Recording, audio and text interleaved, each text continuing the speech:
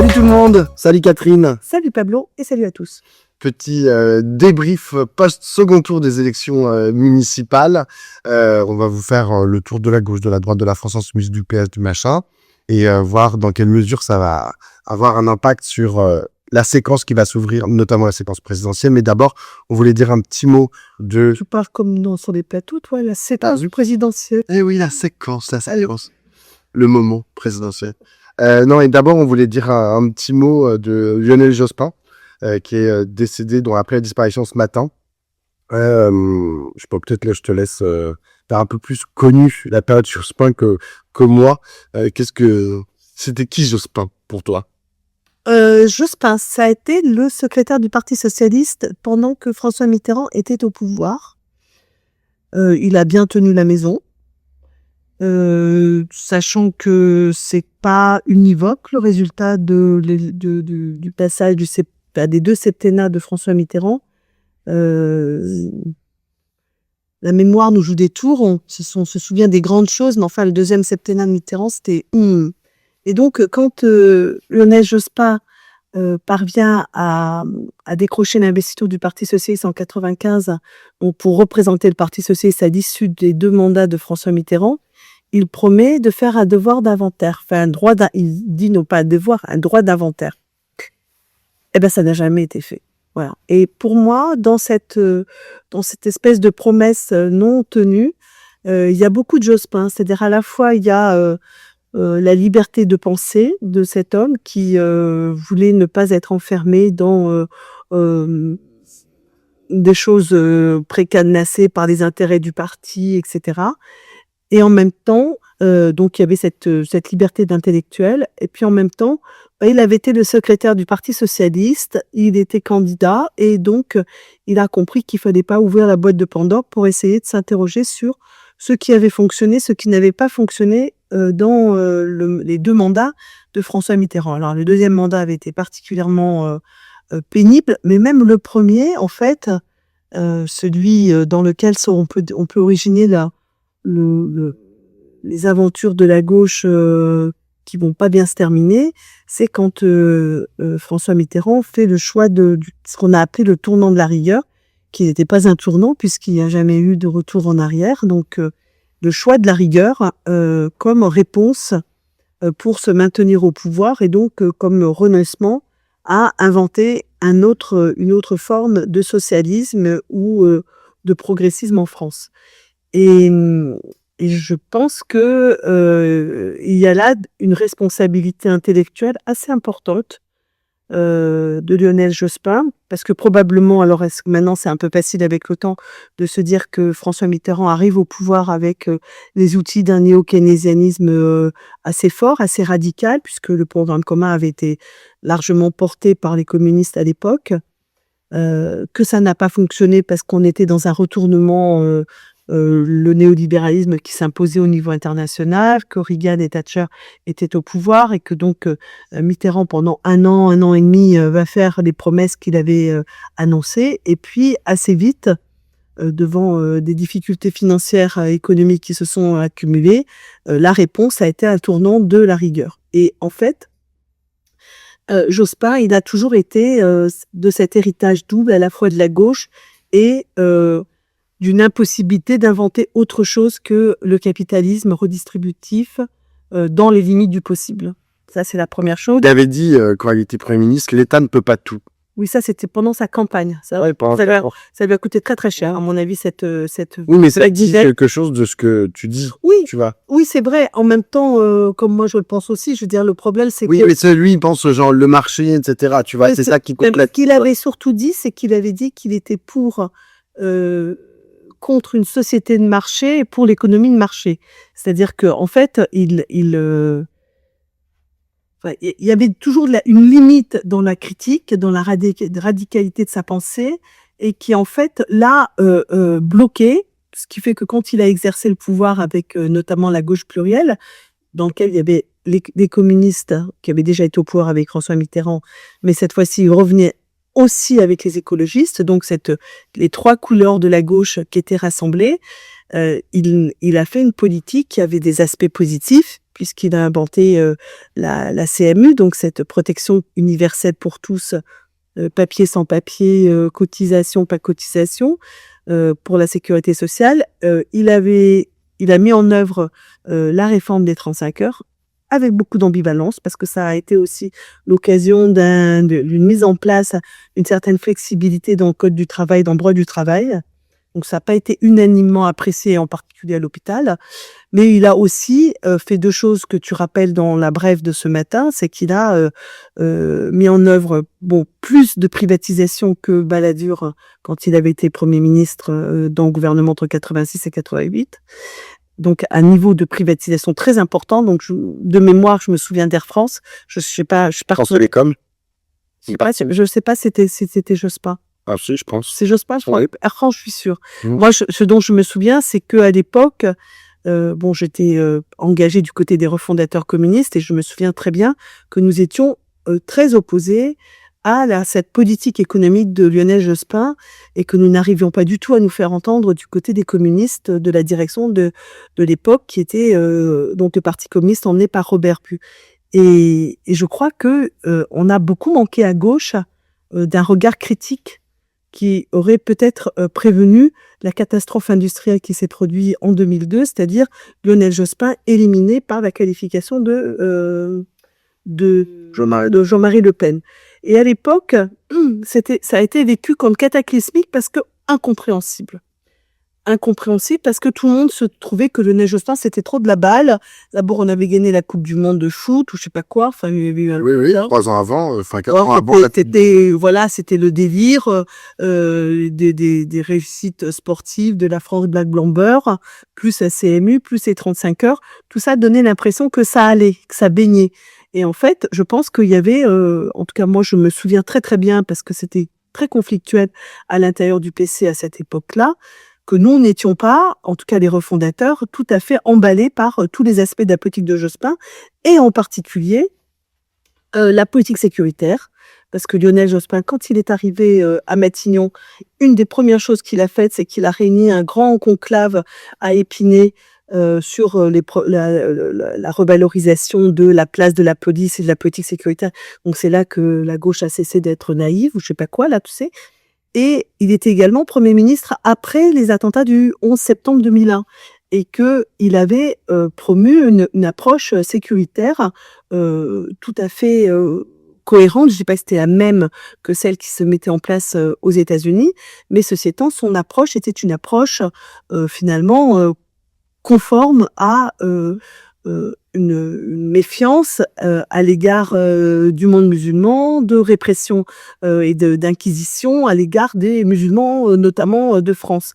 Donc, je garde un souvenir plutôt ambivalent. Et donc, je suis tout à fait intéressée par... C'est tout à fait normal quand un homme meurt, qu'on ne sait pas le moment où il règle ses comptes, hein, c'est tout à fait évident.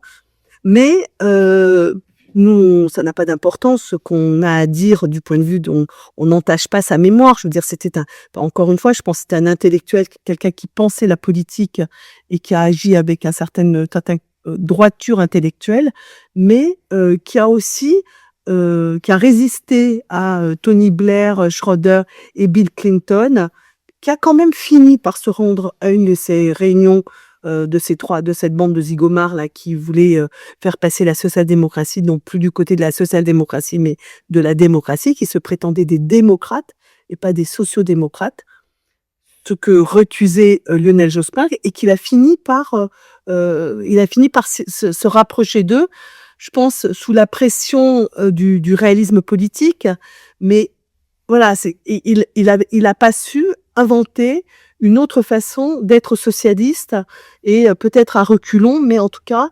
la porte pour le social-libéralisme qui faisait fureur dans le reste du monde n'a pas été complètement verrouillée. Et c'est lui qui avait placé ce cher François Hollande qui animait les clubs Jacques Delors qui venait du centre droit. Parce que je veux dire, c'est quand tu regardes l'histoire, les choix qu'a fait Lionel Jospin en politique n'étaient pas des choix du côté de la gauche radicale, n'en déplaise à Jean-Luc Mélenchon qui en garde un amour total, quoi. Oui, moi j'ai juste 2-3 petites choses à dire. La première, c'est que je crois que dans la mémoire genre le 21 avril 2022 et sa défaite au premier tour de l'élection présidentielle écrase en fait assez largement l'ensemble de l'œuvre de Lionel Jospin. Tu vois, c'est quelque chose qui a été tellement puissant que la première chose, d'ailleurs partout dans les JT, dans les machins, qu'est-ce qu'on montre? Lionel Jospin qui annonce sa défaite à la télévision et qui dit se retirer de la vie politique. C'est ça son tampon. Je mets ça en parallèle avec une autre chose parce que on compare Oui, ce que vous souvent. voulez, c'est que ça a été aussi puissant parce que c'était inattendu, inexpliqué alors et toujours expliqué. Ouais. Le Parti socialiste n'a jamais expliqué ce qui s'est passé en 2002. Alors, j'ai un petit truc à dire à propos de ça, mais d'abord, un petit point, parce qu'on compare beaucoup la situation au moment où il y a de la gauche Jospin avec la situation actuelle, en disant, bah voilà, Jospin, lui, il était à la tête, on va dire, d'un parti socialiste qui réussissait en fait à emporter à gouverner en fait avec les autres forces de la gauche. Quand aujourd'hui, on voit qu'il y a beaucoup plus de problèmes entre les différentes identités de la gauche qui n'arrivent pas à se parler et on voit très mal comment ils pourraient gouverner ensemble.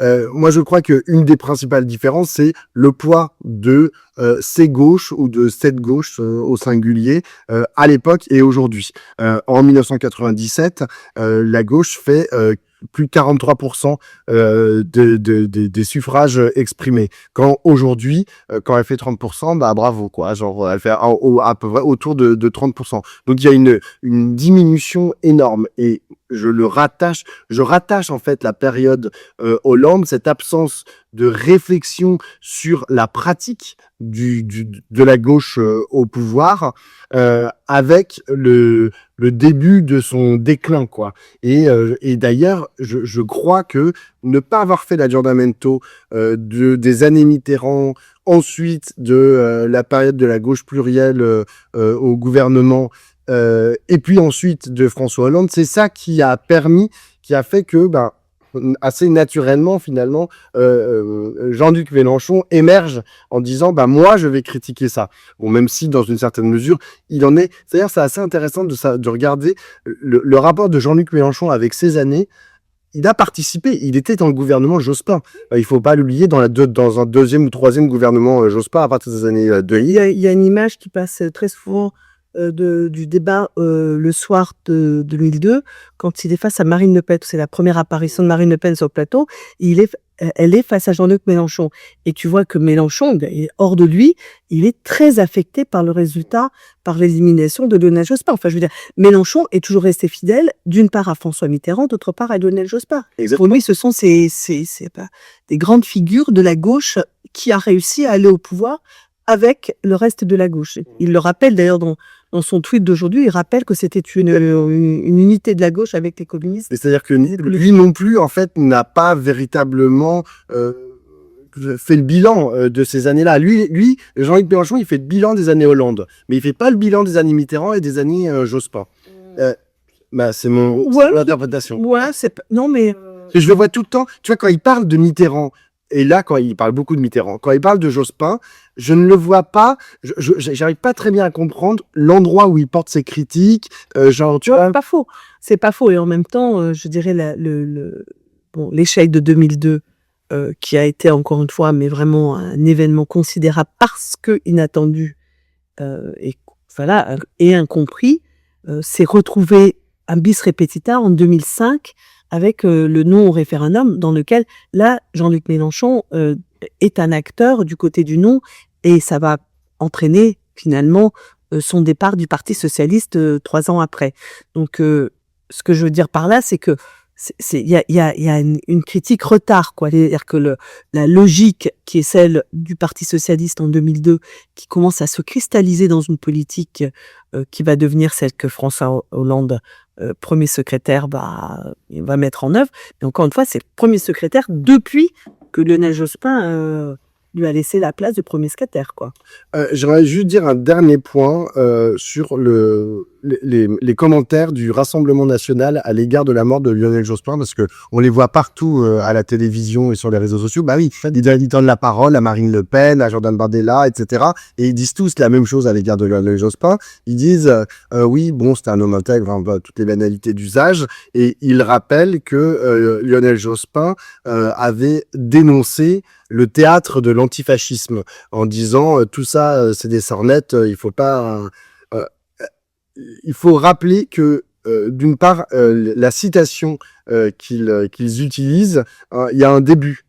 Et le début de la citation, avant de dénoncer le théâtre de l'antifascisme, ils disent durant les années du mitterrandisme, il y a eu, voilà, lui, il était contre ce théâtre de l'antifascisme. C'est-à-dire que, en fait, il relie ce qu'il critique dans cette citation, c'est l'utilisation, entre guillemets, de la peur du Front National par le Parti Socialiste. Et c'est très important parce que j'étais sur un plateau avec Laurent Geoffrin, je vais citer mes sources, et Laurent Geoffrin rappelait que pendant la campagne de 2002, il y avait des conseillers, notamment Moscovici, qui disaient là, le Front National, Jean-Marie Le Pen, il commence à faire des bons scores. Et il y a un autre conseiller qui s'appelait Le Gall. Ouais, c'était le monsieur élection du Parti Socialiste. Moi, voilà. Je me souviens de lui. C'est lui qui a vu le premier que... Alors, c'est l'inverse. Alors, ok, donc c'est Le Gall qui a vu le premier le Front National, le Front National. Oui. Et dans une réunion, il y a eu autant pour moi. Un reportage qui a été fait là-dessus. Je dirais autour d'approfondir. Et donc, ce que racontait Laurent Geoffrin, que je trouve très intéressant, c'est que Le Gall alerte sur le Front National et Jean-Marie Le Pen.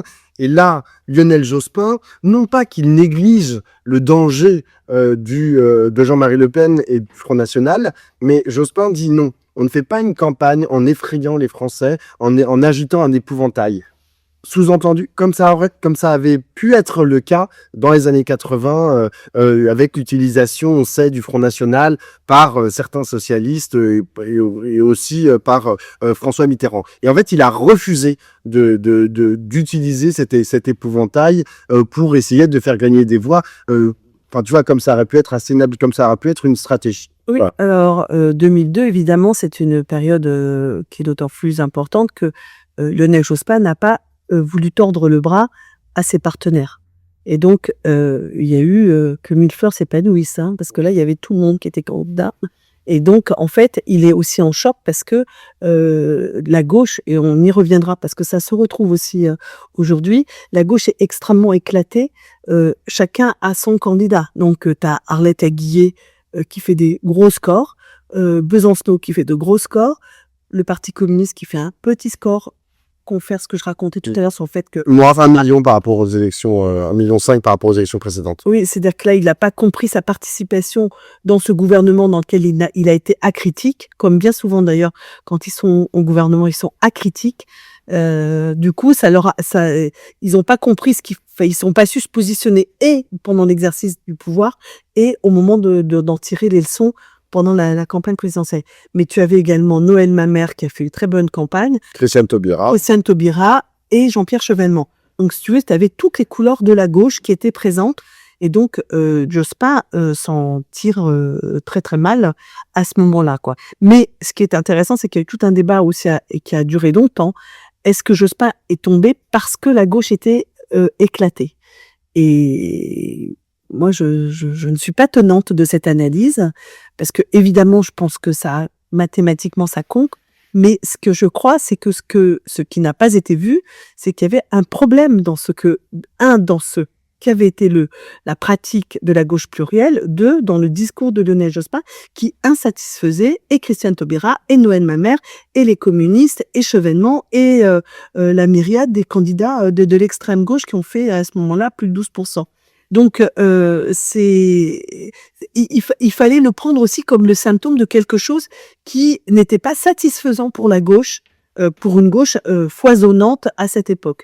Et l'autre chose qui revient un peu à cette même élément, c'est que dans ce reportage dont je me souviens, il y avait une réunion de campagne, et donc dans cette réunion de cette conseil de campagne, on voit dans le reportage que Fraîche, qui était maire de Montpellier, et Pierre Mauroy, maire de Lille, qu'ils lui disent à Lionel Jospin, ouvrier, c'est pas un gros mot.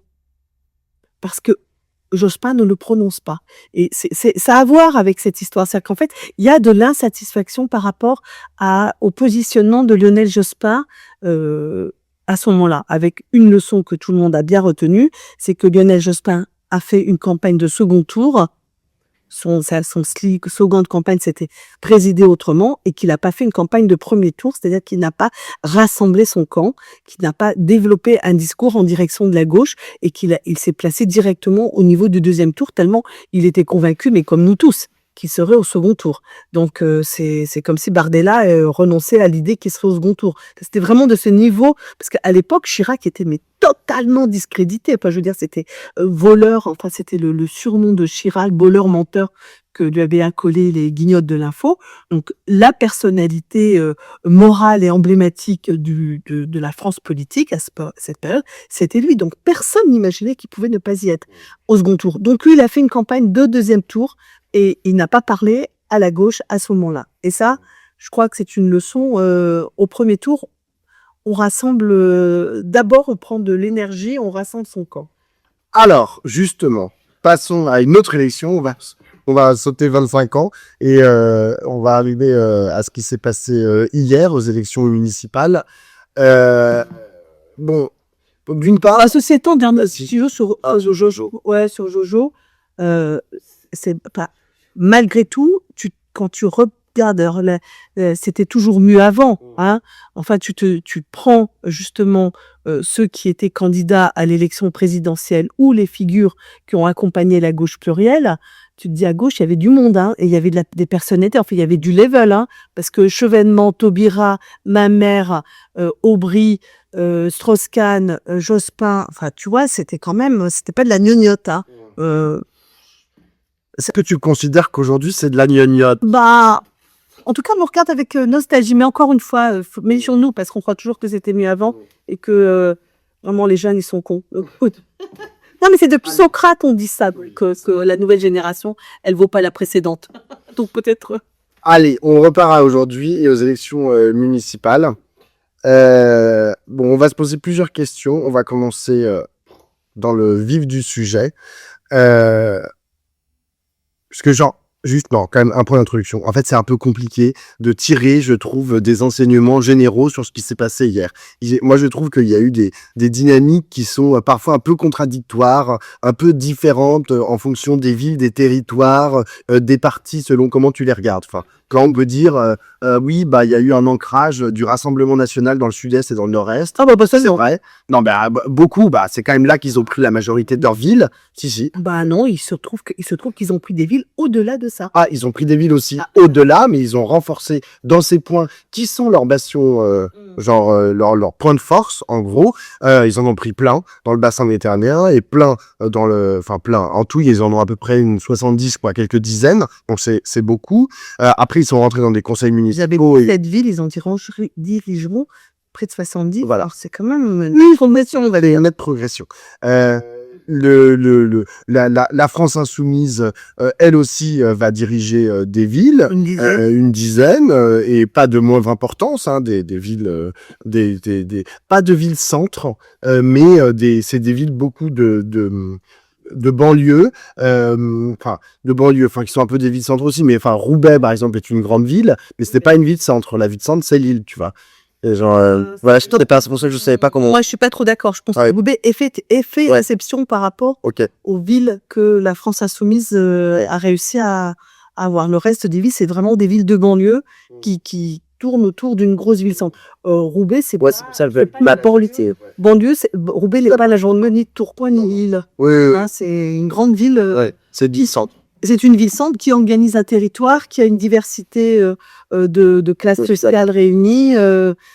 C'est avec une histoire longue, etc. Les villes de banlieue, en dehors de Saint-Denis, sont souvent des villes relatives.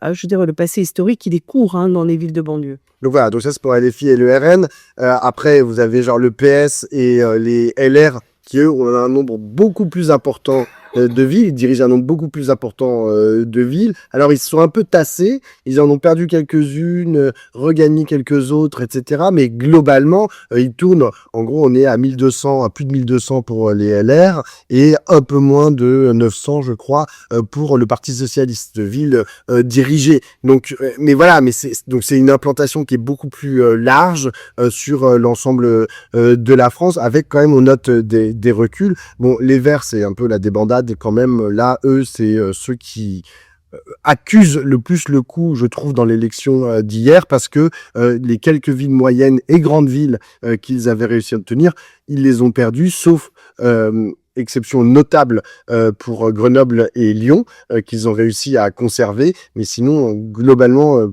beaucoup d'autres, ils les ont perdus. Et puis enfin, le Parti communiste, qui a quelques centaines qui dirige quelques centaines de municipalités, moi je trouve a réussi à assez bien se maintenir dans beaucoup de villes. Ils en ont gagné deux quand même assez importantes, Nîmes et Aubagne, reconquises deux. C'était des villes, ça a été des villes communistes. Donc voilà, c'est pas négligeable pour le Parti communiste. Non, mais c'est certain qu'il y a beaucoup de choses à dire. On peut pas en une phrase, résumer l'élection d'hier. Moi, ce que je dirais, c'est que il y a eu un sursaut de mobilisation au second tour quand il y avait des enjeux. Et globalement, ce sursaut de mobilisation n'a pas profité à la gauche. À l'exception de Marseille, où là, il y a eu un sursaut de mobilisation contre le Rassemblement national qui a profité à Benoît Payan. Dans le reste, et certainement aussi pour Emmanuel Grégoire contre Rachida Dati, dans le reste des villes, quand il y avait un enjeu de bascule, la gauche a souvent uni ses forces sans que cela suffise face au regain de mobilisation. C'est-à-dire que, je sais pas, par exemple, je pense à Toulouse. Toulouse, quand tu prends le résultat de PICMAD et le résultat de la liste socialiste, à epsilon près, c'est pas je ne dis combien, oui, ils avaient 82 000, si tu totalises les premières, leurs deux scores, ils vont faire 79 000 au deuxième tour. Donc, tu te dis, en gros, ça a pas si mal fonctionné, le report des voix, contrairement au discours général d'hier, qui était de dire que ça n'a pas fonctionné et que la gauche ne peut pas s'unir, etc. Moi, ce que je note, à peu près toutes les villes que j'ai regardées, les grandes villes que j'ai regardées, c'est qu'il y a eu un sursaut de mobilisation quand il y avait l'enjeu. Par exemple, Toulouse, on passe de 56%. Pour la gauche. Non, de 58% de mobilisation, de participation au premier tour à 62%. C'est-à-dire qu'en fait, il y a une augmentation de 17 000 voix. Ouais. Mais PICMAD, il perd 3 000 voix. Ouais. C'est-à-dire que le total gauche, on passe de 82 000 à 79 000 et on passe de, genre, surtout la majorité à pas la majorité. Oui, c'était pas que surtout... PS plus LFI, ça fait la majorité au premier tour. Ça faisait 52 et la droite avait fait 37% plus 2% d'un petit candidat qui était de divers droite centre. Donc, ils avaient 39% au premier tour et ils passent à 54%. Mais comment ça se produit, ce passage de 39 à 54? Ils absorbent tout le gain de mobilisation, plus le petit peu du RN qui a fait 5%. L'autre élément sur le RN que j'ai constaté, c'est que, en fait, tout le monde a parlé de la porosité des électeurs de droite vers le RN, qui est certain dans les villes que le RN a conquis ou conservé. Mais ce que j'ai noté, moi, c'est dans l'autre sens aussi. Il y a de nombreuses villes où le RN fait 10, 11, 12 et au deuxième tour, il passe à 5. Alors, ça, tu le vois, par exemple, à Limoges, le RN faisait 12,5 au premier tour, il passe à 8. Tu le vois à Brest, le RN faisait 11, il passe à 4. Tu le vois à Clermont-Ferrand, le RN faisait 11, il passe à 4. C'est-à-dire que quand il y avait la possibilité de déloger la gauche, les électeurs du RN ont fait le choix d'aller voter utile au deuxième tour et de voter pour la droite. Et là, je pense que, en effet, la question qui est débattue depuis hier soir, c'est au fond, est-ce que les électeurs de gauche se sont tordus le nez quand il y a eu une alliance de toute la gauche et notamment avec la France insoumise? Moi, ce que je comprends, alors évidemment, je vais pas regarder au bureau de vote, il faudra avoir une analyse encore plus filmée. Disons, quand on regarde globalement, la gauche au second tour retrouve ses voix du premier tour, mais elle ne fait pas mieux. Elle n'augmente pas ses voix, quand bien même il y a une augmentation de participation. C'est-à-dire que cette alliance ne crée pas de dynamique. Les gens sont disciplinés, bon, quand tu es de gauche, tu votes à gauche et tu vas voter pour que ta mairie reste à gauche. Mais par contre, ça ne crée pas d'enthousiasme, ça ne crée pas de surmobilisation. Par contre, la surmobilisation, elle va venir à droite. C'est-à-dire le fait qu'il y ait une alliance avec la France insoumise, ça va créer de la surmobilisation du côté de l'électorat de droite et du côté de l'électorat d'extrême droite qui va pas hésiter à se décaler du côté de la droite.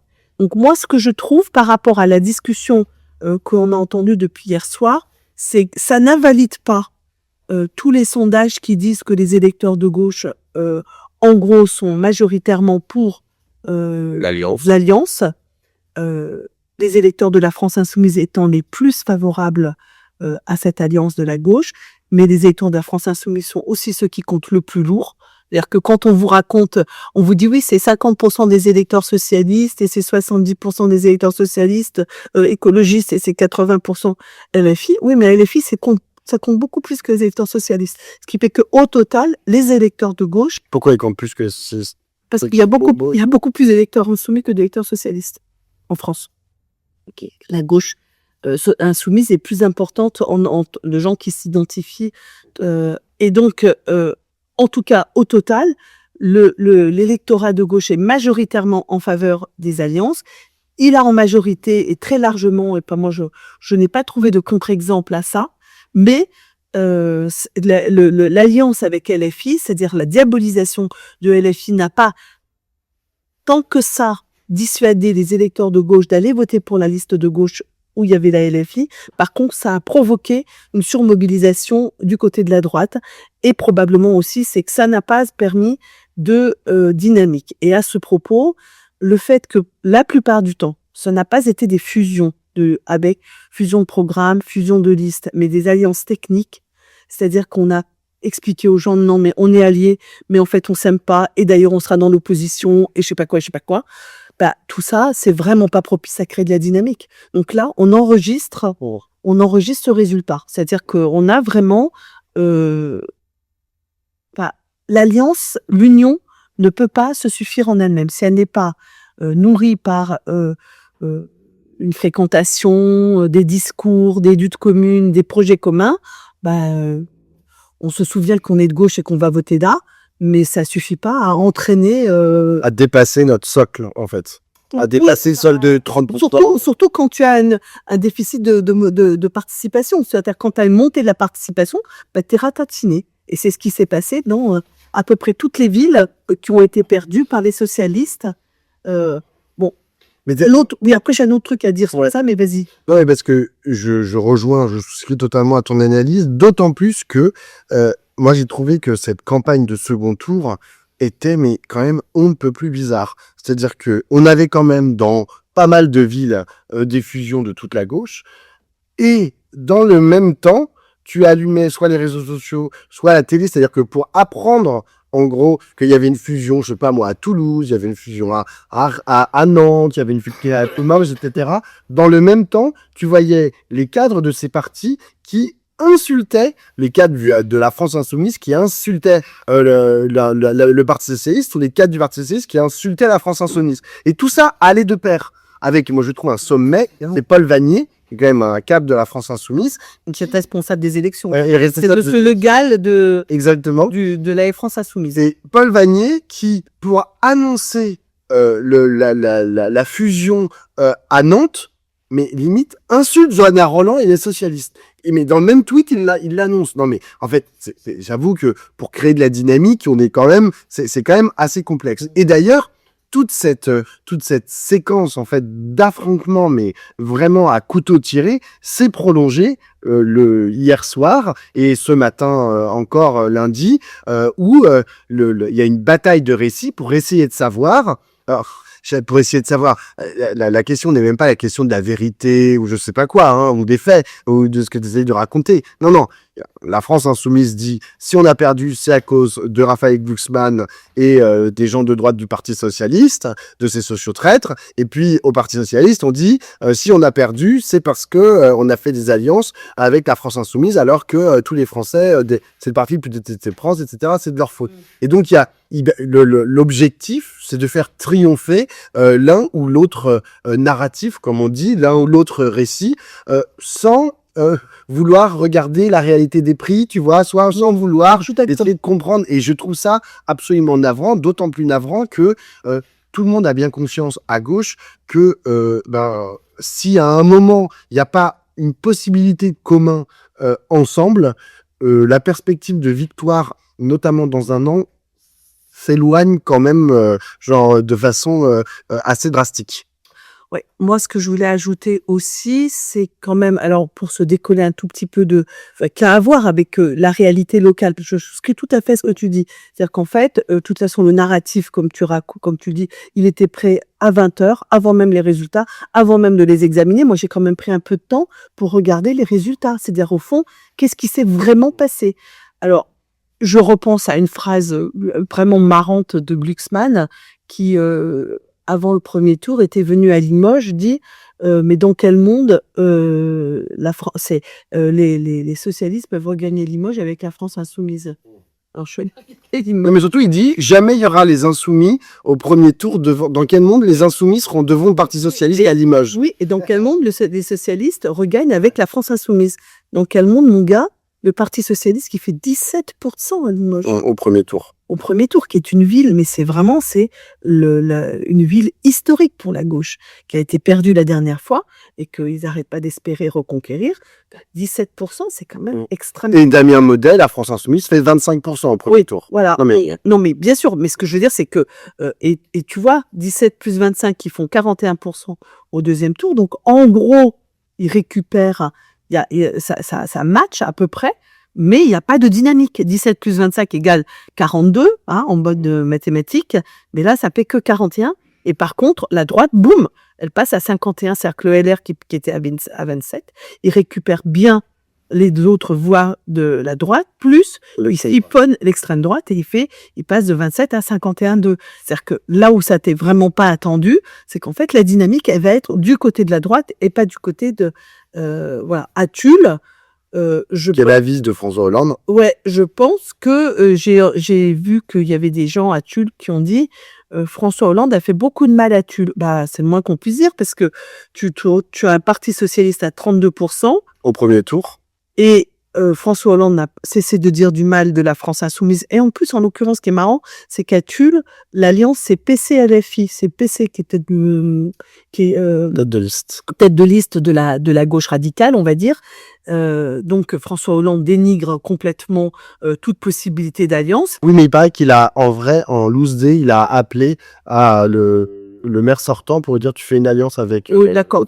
Mais je veux dire, le loose day, on s'en fout. Ce qui compte, c'est qu'est-ce qu'il a raconté aux électeurs de Tulle. Et aux électeurs de Tulle, tout le monde a entendu François Hollande à la radio et à la télé dire tout le mal qu'il pensait de cette gauche radicale. Moralité, ils sont passés de 32,28 à 39%. Là où on attendait qu'ils aient 49%. Ils perdent 10%.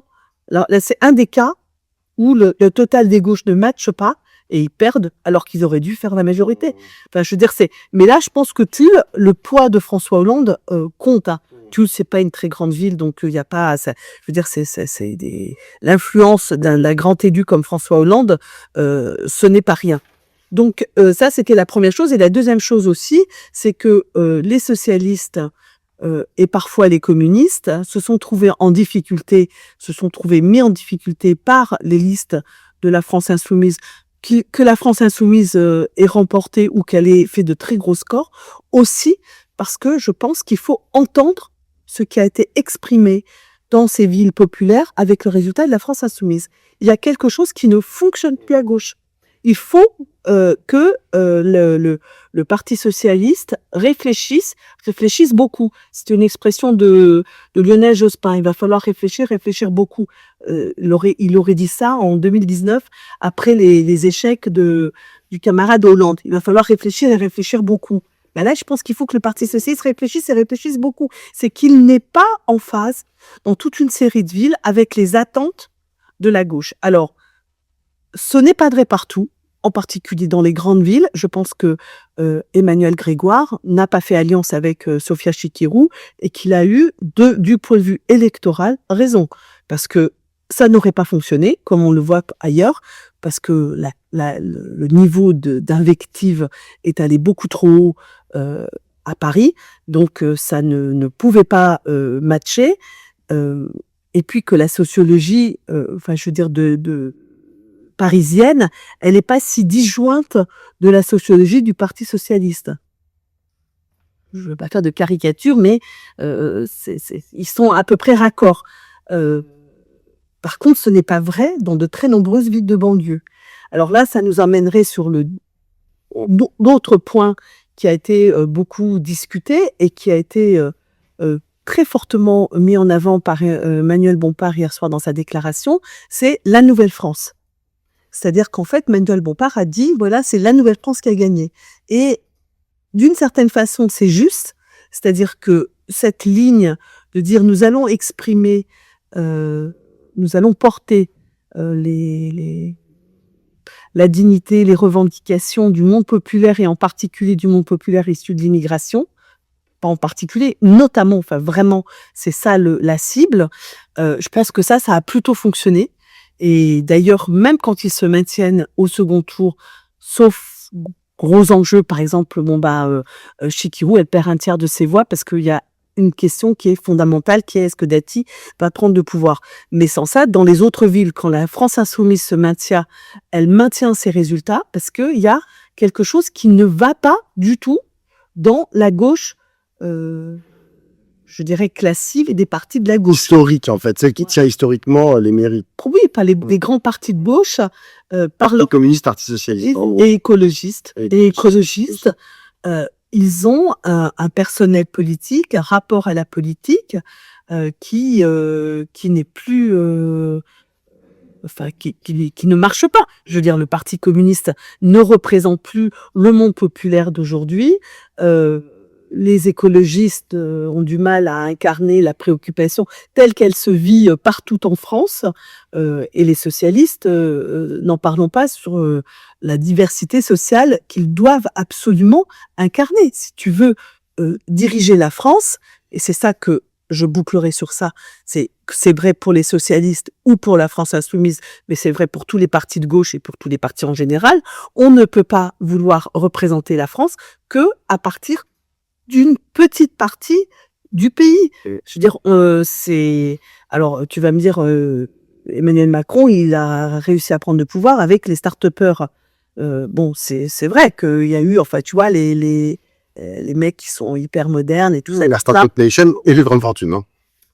Oui, mais ce que j'ai dit, c'est que sociologiquement, c'est à peu près ça qu'il a visé. Pour ce qui est de la gauche, je pense que c'est un calcul qui ne peut pas être gagnant à l'élection présidentielle de vouloir simplement s'appuyer sur ce que la France insoumise appelle la Nouvelle-France. La gauche, c'est pas simplement les banlieues populaires. La gauche, c'est beaucoup plus que ça. Et d'ailleurs, Mélenchon convoque souvent le souvenir de cette gauche, de ses luttes et de son histoire. Et ça, ce n'est pas que du souvenir intellectuel. Ça s'incorpore dans des lieux, dans des gens, dans des luttes, dans des organisations. Donc c'est toute cette gauche à laquelle il faut s'adresser. Et je pense que chacun doit en prendre pour son compte. C'est un problème il y a un problème d'éclatement du territoire, d'éclatement du peuple, qui se traduit par un éclatement des offres politiques, aucune d'entre elles n'assumant. Tout à l'heure, on parlait, alors qu'est-ce qu'il a dit réellement Gabriel Attal? Il dit il faut parler de toute la France aux Français. Ouais. Donc, moi, je pense que c'est vrai comme question. Il faut parler de toute la France. C'est-à-dire qu'il faut parler à tous les Français et de la France. C'est-à-dire qu'il ne faut pas parler simplement de morceaux. Par ailleurs, Guiraud, il a fait un super discours hier. En tant que maire de Roubaix, il assume d'être le maire qui va s'opposer aux démolitions du quartier de l'Alma, contre la privatisation des équipements sportifs. Voilà. Il porte un discours qui concerne Roubaix.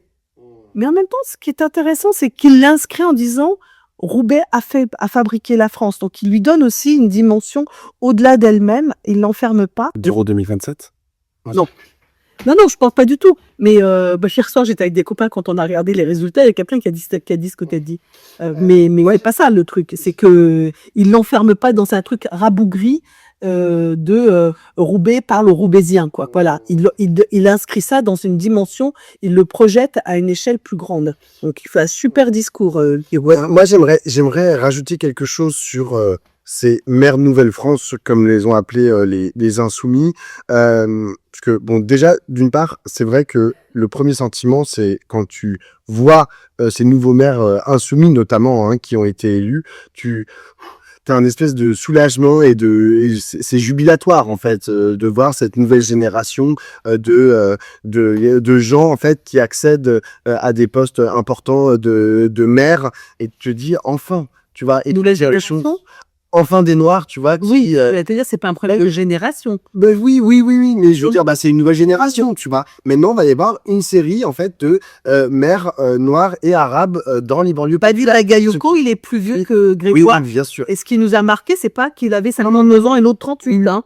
Moi, je te parlais pas de ce type de génération-là. C'est pas une génération d'âge, tu vois. C'est que maintenant, ils vont constituer une nouvelle génération de maires, les maires élus en 2026, tu vois. Et ce ne seront pas les mêmes que les maires qui avaient été élus en 2020 ou en 2014. Et ce que je veux dire, c'est que leurs élections au pluriel, en fait, ont suscité, on l'a vu avec l'élection de Badi Bagayoko à Saint-Denis, une vague de racisme de la part mais médiatico-politique d'une puissance, franchement, mais complètement dingue. Et ça va, genre, à la fois les médias qui disent tout et n'importe quoi, mais, enfin, tout et n'importe quoi. Non, qui disent des choses profondément racistes et qui tombent, à mon avis, parfois dans le délictuel et dans la calomnie, pure et simple. Mais aussi Bruno Retailleau, enfin je veux dire, qui fait un espèce de communiqué face caméra où il dit ceux qui ont gagné, c'est la 5e colonne islamiste. La France insoumise, c'est la 5e colonne islamiste. Et ça, si, il a dit ça. Il a fait une vidéo sur YouTube. C'est le titre de la vidéo et je vous raconte pas ce qu'il raconte dedans. Enfin, je veux dire, on a un niveau de violence, en fait, qui, à mon avis, va durer. À l'encontre, voilà, du maire de la Courneuve, Ali Yawara, du maire de Saint-Denis, de Beau, du maire de Vénissieux, du maire de Vaux-en-Velin, etc., du maire de Creil, qui va continuer, et de David Diro, bien sûr, à Roubaix, et qui va continuer, en fait, pendant des mois, voire des années, et en fait, qui va nécessairement, enfin, qui peut potentiellement en fait les réduire. En fait, il les stigmatise, mais c'est tellement fou. En fait, c'est tellement fou ce racisme débridé à leur égard et cette islamophobie à leur égard que je vois même pas. Tu vois, moi, par exemple, j'ai eu l'occasion cette semaine d'en parler plusieurs fois de Badi Bagayoko. Je n'ai pas pu dire autre chose que, mais taisez-vous les racistes. Je n'arrivais pas, tu vois, à aller plus loin, en fait, dans l'expression. Tellement c'est violent en fait ce qu'ils se prennent dans la gueule. Je sais pas si tu comprends. C'est-à-dire que à la fois j'ai entendu Badi Bagayoko qui a dit moi j'utilise pas le terme racisé, je suis fier de mon origine malienne. Tu vois, il l'a dit dans ces termes-là. Tu vois, ce serait très intéressant. C'est-à-dire qu'il veut pas être réduit à la victime d'une discrimination, ce qui est sous-entendu dans le mot racisé. Mais le problème c'est que de fait il l'est tellement genre dans le paysage médiatique national que je vois pas comment et ça va être à mon avis l'objet à mon avis premier. Il va falloir qu'ils fassent cette démonstration et j'espère qu'ils réussiront à le faire. D'ailleurs j'en ai pas beaucoup de doutes, mais à sortir en fait de ces ornières-là pour faire une proposition, comme tu dis, qui va pouvoir dire ok, bah en fait la Courneuve, Sarcelles, Creil et Roubaix et Saint-Denis en fait réussissent à faire une autre proposition que sans arrêt être stigmatisé par Valeurs Actuelles, CNews, BFM et même France Télévisions. Tu vois ce que je veux dire? Oui, mais ce qui est formidable aussi pour Badi Bagayoko, c'est qu'il a réussi à reprendre que je ne savais pas, c'était une citation qu'il a reprise à son compte. Saint-Denis, la ville des rois morts et des peuples vivants. C'est une c'est formidable. Je peux dire, d'abord c'est très très beau formellement, mais ce que ça raconte, et en l'occurrence ça renvoie à ce que je disais à propos de Guiraud, qui parle de la ville aux 1000 cheminées de Roubaix et qui parle de cette ville industrielle qui a fabriqué la France. Bali, il réinsère l'histoire de Saint-Denis dans la grande histoire de France. Et ça waouh. Et moi, ce qui m'a aussi cette semaine frappé, j'ai animé un meeting où Bali était présent. J'ai vu, mais la ferveur qu'il suscite, les gens sont ultra fiers. C'est la dignité, tu vois. Il y a une fille qui disait ça dans un reportage du Monde à propos de la candidate de Roubaix de la France Insoumise et qui disait, elle nous rend la dignité. Et ben Bali, il rend la dignité. Et ben franchement, alors d'ailleurs à Lille, ça fait partie des villes que j'ai regardées et la France Insoumise progresse nettement entre le premier tour et le deuxième tour. Il n'y a pas d'enjeu de droite. Donc les socialistes en alliance avec les communistes et les écologistes font 48%, mais la France Insoumise fait 35%. C'est-à-dire que ils portent quelque chose que le reste de la gauche ne peut pas ne pas voir. Ne peut pas ne pas voir. C'est-à-dire qu'encore une fois, je pense que la France Insoumise aurait tort de considérer qu'elle est la France, le parti de la nouvelle France. Ce serait une erreur, mais ce serait toute seule. non pas seulement à elle toute seule, c'est qu'elle se limitait à ça. C'est plutôt ça que je veux dire. Ouais. C'est plutôt de s'enfermer dans être le parti de ceux qui sont victimes de discrimination, notamment de discrimination raciste. Ça, je crois que ce n'est pas possible de s'enfermer là-dedans, que justement, je trouve que Bali et Guiraud, ils ouvrent une perspective qui réinsère ces deux villes et leur population discriminée dans un champ plus grand et plus large.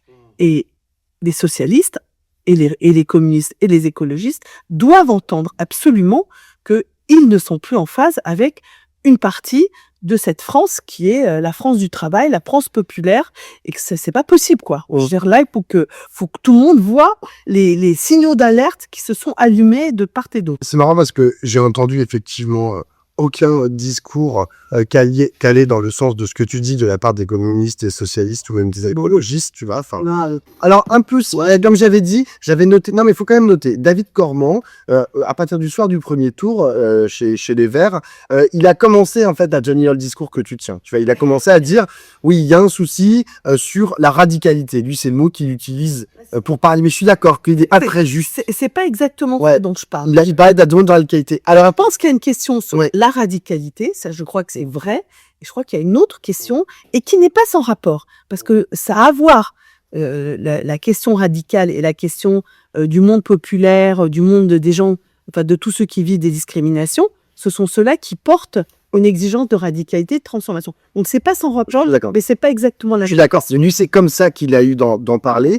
Emmanuel Grégoire, j'ai été assez étonné hier dans son discours, après avoir appris sa victoire, il parle en fait des 10% de Sophia Chikirou, ou des 8%, je sais pas, de Sophia Chikirou au deuxième tour. Et il dit, je sais, enfin les mots ont été durs, mais voilà, ce qu'elle a fait, il qualifie enfin, parce que moi je lui avais posé la question dans une interview, je voulais qu'il qualifie en fait la proposition de Sophia Chikirou, ce qu'il refusait de faire. Il voulait pas en parler, il tournait autour du pot, etc. Il ne voulait pas la qualifier. Là, il l'a qualifiée et il a dit c'est une proposition de pari de solidarité.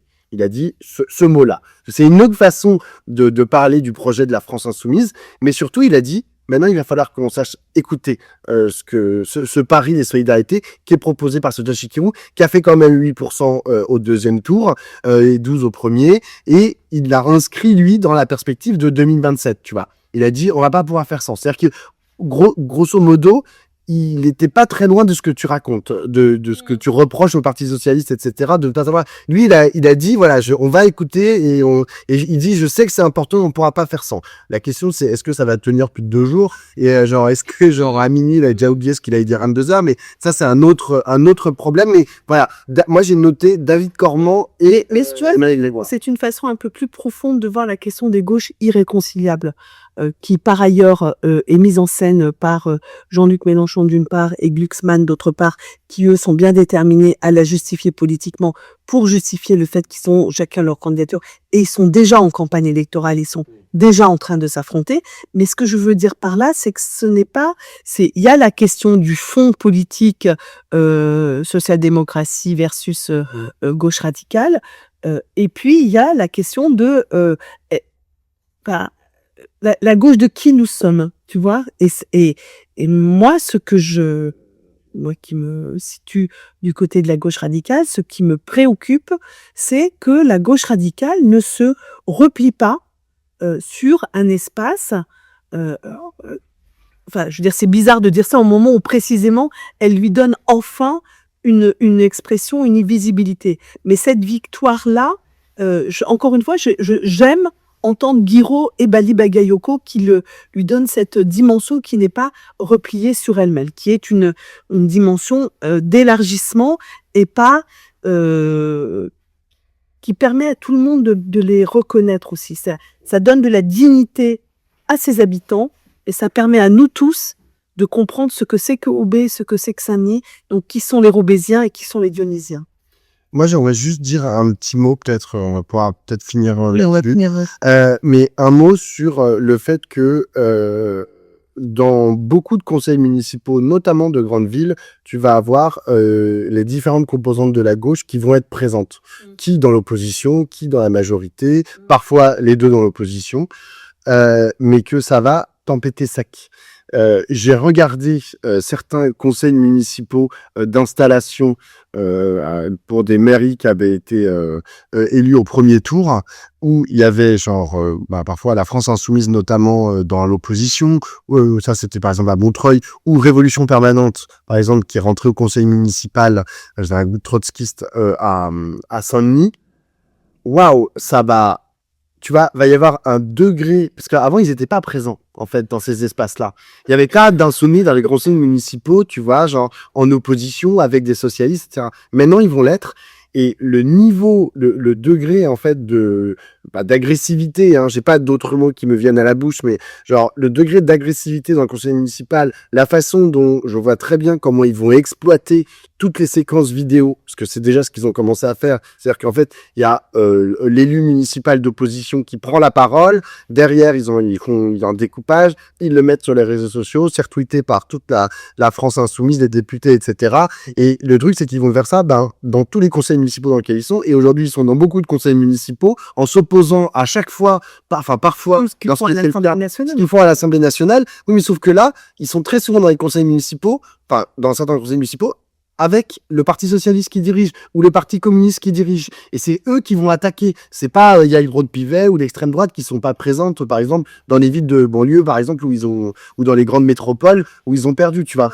Et alors là, j'ai un espèce de... Je me suis dit, putain, le deuxième tour est même pas encore passé, juste, et ça va être dur par rapport à ceux qui pensent comme nous, par exemple, que, la gauche, ça veut encore dire quelque chose, ça a encore une certaine unité, parce qu'ils vont continuer à creuser ce sillon de non, on n'est pas d'accord, on gouverne pas pareil, etc. Oui, mais encore une fois, moi, ce que je voulais dire par mes périphrases là, c'est que l'unité, ça ne peut pas se construire sans que ça change, sans que ça bouge. Ouais. Ce que tu vois, ce que je veux dire, c'est qu'on peut pas juste vouloir l'unité des forces de gauche.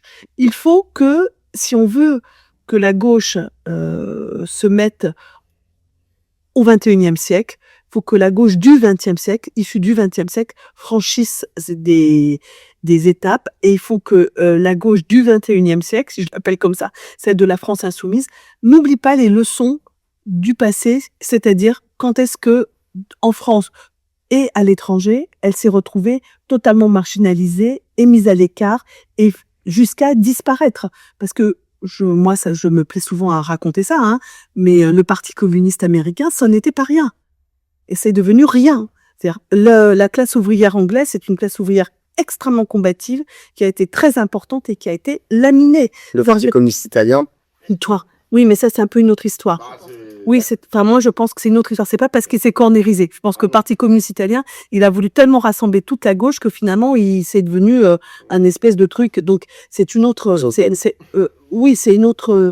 une autre question. C'est pour ça que je suis contre aussi le fait d'unifier toute la gauche dans un seul parti, parce que je pense que la gauche a besoin de ces contradictions, mais que elle doit les faire vivre sans se marginaliser, sans se sectariser. Parce que là, franchement, c'est arrivé dans d'autres pays où les communistes ont disparu, alors qu'ils étaient des forces importantes. Donc, ça s'appelait comme ça au XXe siècle, ça s'appelle autrement aujourd'hui, mais peu importe. La question est la même, c'est celle des radicaux qui ne doivent pas décrocher pour se retrouver complètement mis à l'écart, ce qui est franchement un des dangers de la France insoumise. Je leur souhaite de trouver le chemin pour ne pas se retrouver dans cette situation de mise à l'écart dans laquelle ils se sont un peu retrouvés, parfois mis, d'ailleurs. Sur ces bonnes et sages paroles de Catherine Tricot, Je vois les plus Je vous dis à samedi pour le prochain débrief. Ciao, ciao.